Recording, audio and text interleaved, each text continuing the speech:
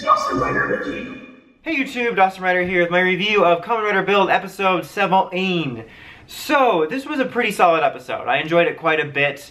We're basically in the thick of Hokuto. I remembered the flower child military sect. You know, they're part of the country. So they're full on attacking, now I'm forgetting the name of the main one. Is it Hokuto?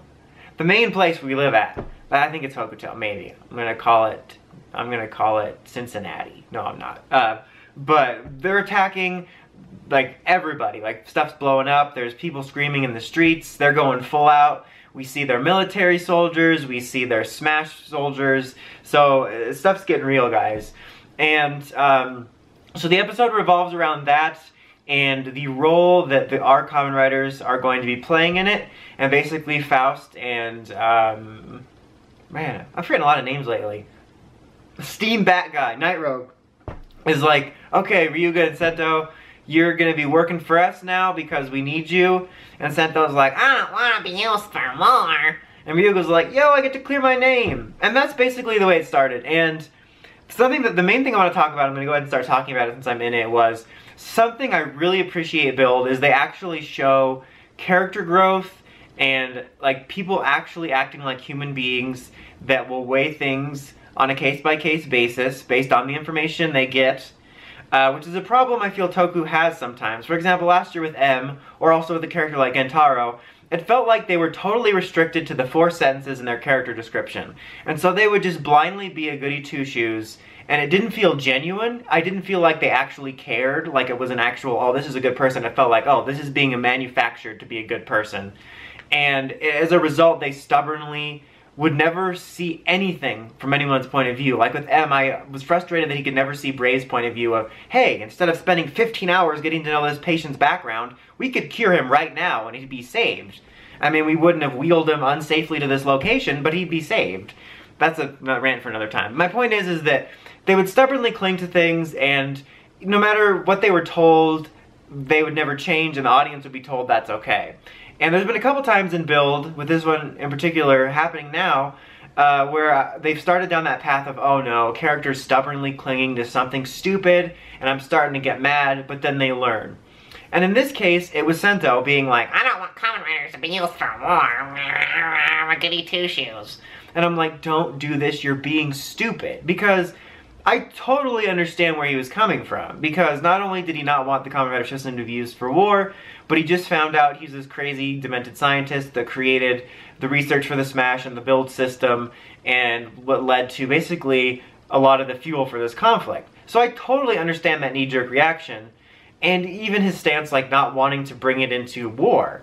But at this point, the war has started, and I'm like, bro, people are being attacked in the streets, and you're like, oh, I'm a good guy because I'm not getting involved in war. I'm like, oh, so that little kid getting beaten up by a soldier, that's okay because you're a good guy because you don't want to get involved in the war. It's like the war already started. So I was like, this is me, my monologue watching this, like, goody two-shoes, and then I was like, mad. But then at the end of the episode, he's like, well, actually, you know, I have to fight. I don't want this to be the way it is, but I have to fight, and I'm going to prove this isn't a tool war, but a tool for justice. Not really sure what the difference is. I mean, I guess it's like the passive approach of a Jedi. But, like, I just didn't see the difference. Like, what's the difference between you protecting a couple of people being attacked by Smash between protecting everyone from being attacked right now? But I was so, like, happy that he came to that realization at the end. Like, obviously, we know he was going to have to fight, but it was very human, and where he was like, well, I don't like this, but this is a necessary evil. And I like that, and it's not usually done in a way where I feel it's coming from a very believable and human place. And it also went hand in hand with a nice scene with, was it Misora, I think? Who was also feeling guilty about her role in making the bottles because she's being manipulated by Stalk. And that was a really nice scene. And I just wanted to compliment that because situations like that will often frustrate me because he basically wasn't being a good hero by refusing to help, more or less. And I like that he actually came to the realization that it was the right thing to do, you know? Sometimes you have necessary evils to do. Sometimes the only choices you have are bad ones. And I like that, and I wish that's something they would show more often in Toku. But so that was well done. And on the other side, I like that Ryuga was just so willing to help, because not only did he probably realize, hey, the fight's already started, but he wants to clear his name. And I think it's refreshing to have somebody like that, you know? It's not a bad thing to care about you know, yourself or people you care about sometimes over strangers. Like, if that makes any sense. Like, he doesn't not care about strangers, but usually they come up with too much of a fake ideal of you can't be a little bit selfish. And I like that Ryuga's selfish, and I don't think it's even selfish for wanting his name to be cleared. And I like that that desire isn't being tabled by anything goody two-shoesy. Like, it's very balanced and human is what I'm trying to say. And it creates an interesting dynamic with them, with the two writers, which not only makes their banter funny, but they have like common ground, but they also have differences in opinion on how to go about things. And they're not, either of them aren't bad people, they just have different perspectives. And I think it's refreshing to show that, and to show that both have value. And often in cases like said in X8, they only really gave X8's point of view value, and whereas most of the other writers, and by most I mean Brave, like had other value in their approach, and I think that's cool, and I like that. So also in this episode, a big event was, this was the debut, the true debut of the Skalsh driver. Is it Squash or is it Skalsh? I need to know for when the review's coming out, because it should be arriving soon. This is the door where it's gonna be arriving, so the review will be out the next week. So I need to know for the spelling. Maybe I'll have to actually do some internet work. Anyway. Like, we saw him starting to finish it, and then we saw Grease in a small debut last week. But this was like the official debut of the driver, which it kind of surprised me in a refreshing way, the way they went about this, because obviously we've seen Grease already in kind of like a teaser cameo, almost on the level of when the secondary writers will appear in the movies. But the first like true use and debut of this driver was Claw's power-up. And obviously we had Otoya Grease in this episode. It's kind of like background. Like he ran into Ryuga earlier and he punched a smash like a badass, and then he was like, oh my hand, and it was kind of a funny moment. And so we're kind of leading up to him, and then he appeared at the end with the driver, but he didn't transform yet. And so I'm surprised the way they went about that, because since they teased him, I assumed we would get Grease and then Claw's power-up. But instead we got Claw's power-up first. So that was just kind of neat, just a way of changing things up. Because usually when someone uses the same system as a new debuting rider or a variation of it, it comes second. Like the closest example I can think of right now, I'm sure there's a better one, is if we saw Jimbagaim debuting before the Energy Riders.